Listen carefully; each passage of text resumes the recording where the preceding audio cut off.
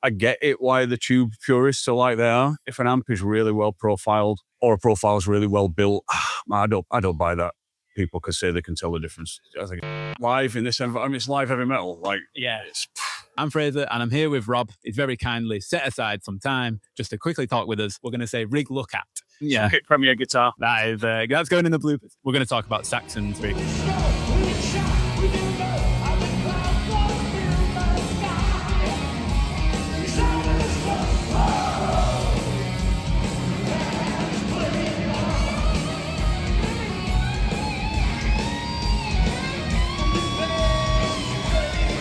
I've always wanted to know, are all these amps on?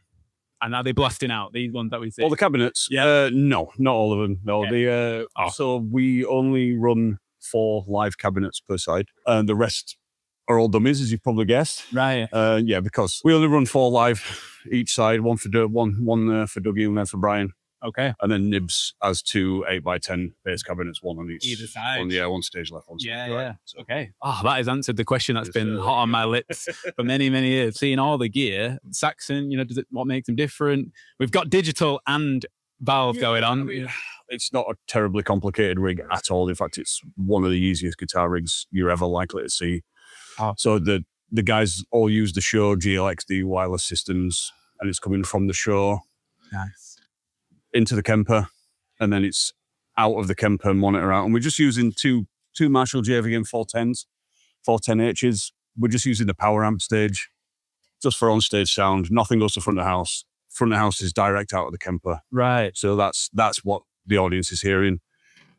And on stage, it's just the... So this is the cab emulation? Is this sending out some type of... No, there's no cab emulation on there. It's just direct out, right?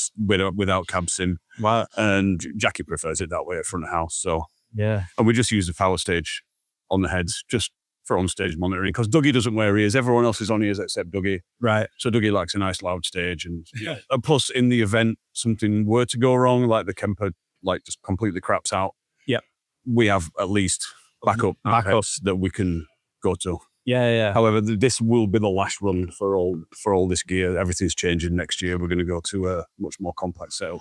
Right. Because it's relatively, but it's great. It's great. Yeah. For what it is, it's brilliant, but it's too much for what we need. And we're only using the power stage of these heads. They don't colour the sound at all. There's no EQ going on. There's no nothing. Yeah. We're just going to go to we move away from the Marshalls. We're going to go to Seymour Duncan, the power stages. 1 each for Doug and Brian, and Nibbs' bass stuff's going to still live in that rig. Right. Because we slave both amplifiers, one into the other. Yeah. And then split out to the cabinets from there. So it's really just because of the way these amps are wired. They have a power out, a preamp out, and a power amp in. Right. Which really helps us, because typically the other way you would do it would be to use the effects loop.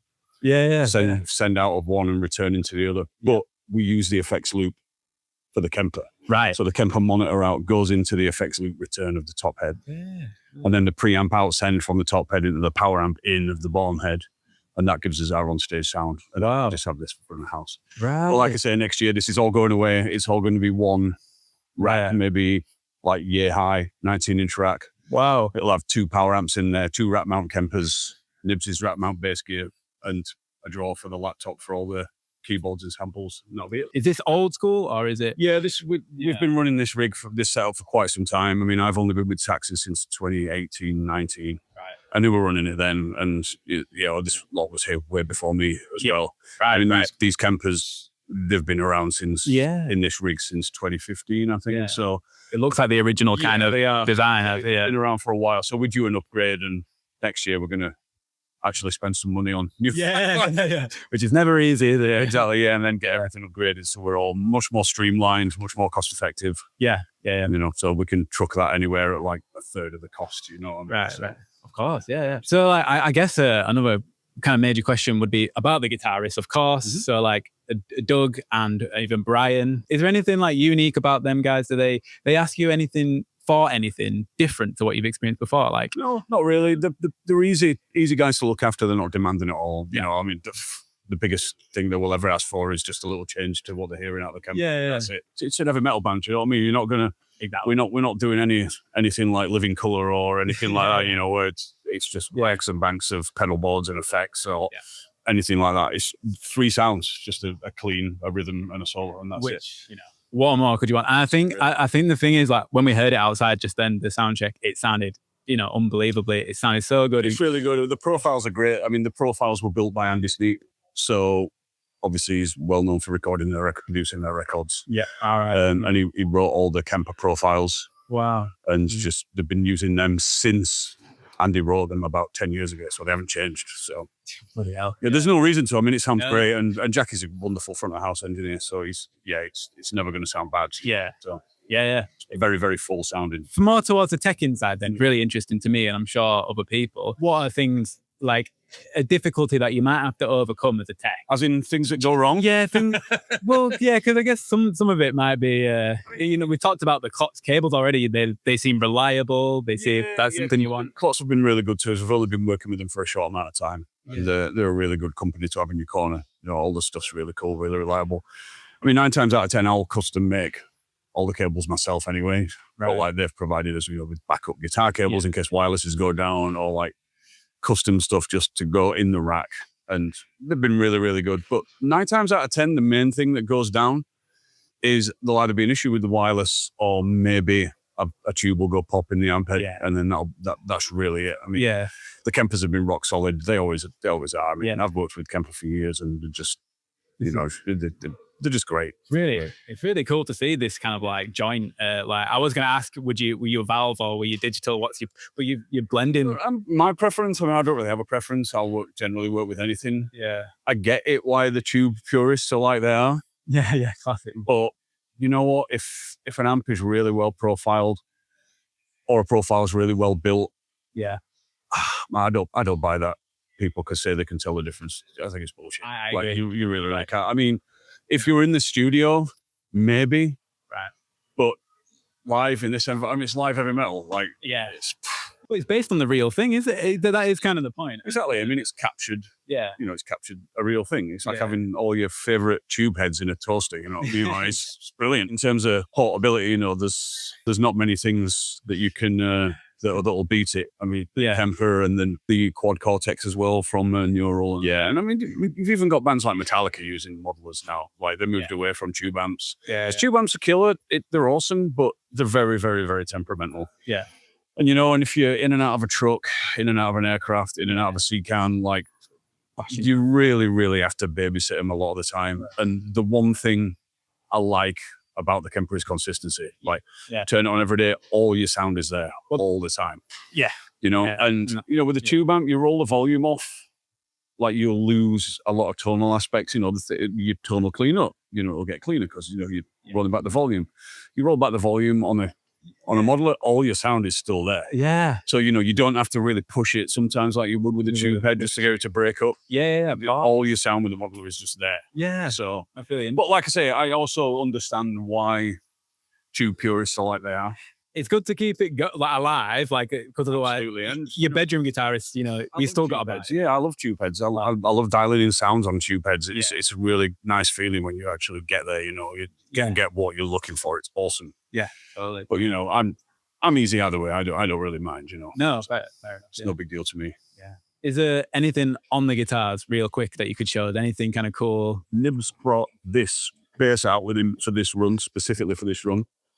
It's a 1975 Rickenbacker 4001. Yeah. Nice and vintage, which he took all the electronics out, all the vintage stuff out to preserve it. Because Nibb sweats quite a lot and he plays really hard as well. So he just popped a couple of EMGs in there, some new pots. Yep.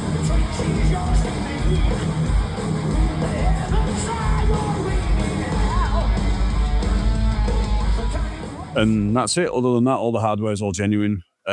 Wow. And this sounds incredible. Like, I mean, I'm a huge fan of Rickenbacker anyway. Yes. This sounds, of course. Sounds great. You could see the 9-volt battery just sticking behind the pick guard. Yes. But the EMGs for you right there. Wow. And then that's Nibb's. Nibb's is old number 1, which is now his number 2 for this tour. Still standard Epiphone Thunderbird. So they don't come standard with EMGs, do they? No, Nibb's has got to deal with the EMG, so he fits them. Yeah. That's who does them himself, which is nice for me as a tech. All right. There we are. That's saying. When your artist likes to do it himself, that's nice. Brian's V, of course. We got the White Flying V that he's most well known for. Yep. You know, And this is in the original one. This is what year is this? It's a 2001, I believe. Wow.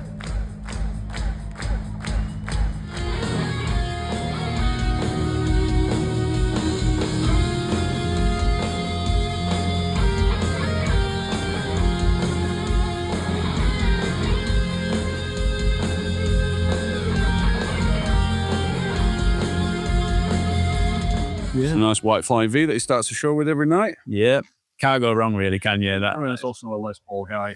Yes. He likes a good Les Paul. So he's just got a nice top on there. I imagine this is what we would have seen Brian with. If you've seen like Diamond Head, like I have in York Fiddlers or something, Yeah, exactly. Is what you'd have. This gets just as much attention every night as his V does.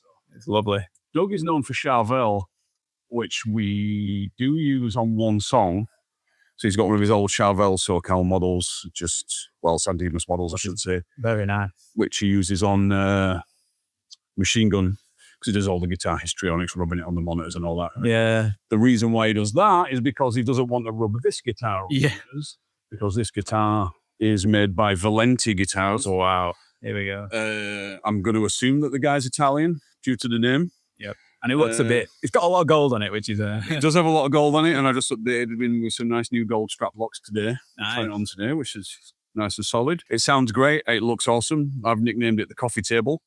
yeah. Because Yeah. it's got a nice top on it, and it sounds great. It sounds really, really good. So we just got a volume and tone, and that's a toggle switch, and I believe this is a coil tap. Yeah. Oh, okay. Yeah. Yeah. I believe. I actually haven't asked him, and I've never seen him use it, so Sometimes. I'd think it's a coil tap. Maybe I'll ask him about that today. Yeah. But this is a really great sounding guitar, really vibrant, really nice. Really nice matte. Yeah, it's got a really Combined. nice Bates tiger stripe neck. Yeah. Oh, nice. Yeah, made in it. Really? Yeah. Number 159. He said, we've got two of these. I have one in the truck. Yeah. It's got a regal look to it, doesn't it? Yeah. Really, yeah. The one in the truck's translucent black.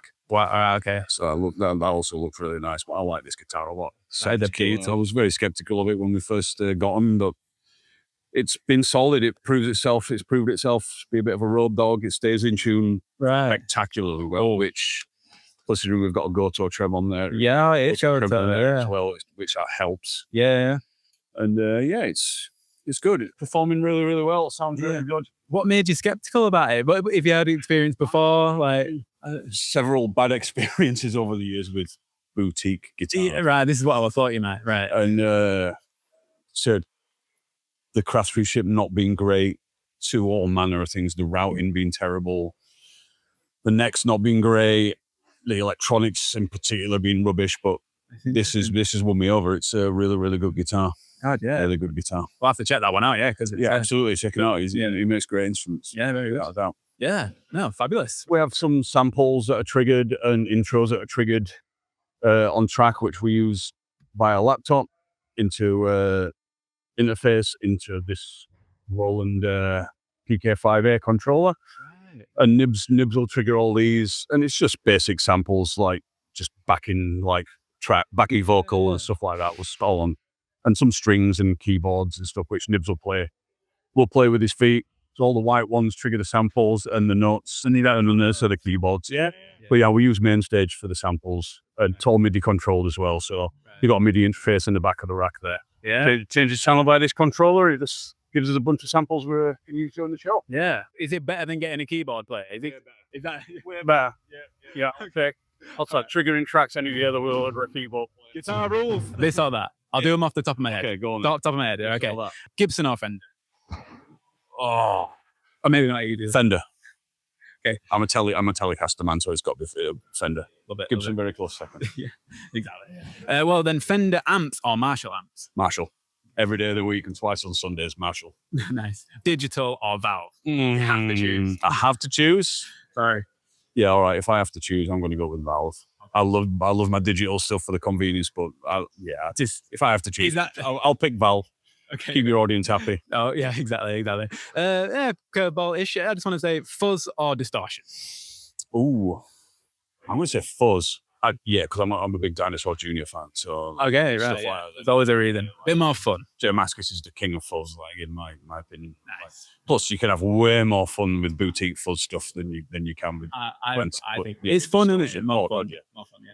Humbucker, P90, or single coil? Humbucker.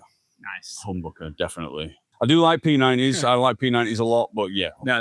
Humbucker definitely. Okay. Festival, arena, or more intimate venue like this? Every single day of the week. Whoa. Okay. All Every right. single day a week. Festivals are horrible unless you're headlining, in which case they're great. But if you're not, they're just non-stop stress from start to finish. No way. Especially American festivals, because Americans are crap at festivals. They're terrible at. Yeah. So yeah, arenas, you got all the space in the world. Yeah. You got lots of wing space. You got space to move. You got space to do your thing. Right. I like intimate club shows, and they can be a lot of fun. But yeah, not Whoa, right. That is a very, really cool answer. Right. Thank you so much, man. I really appreciate it.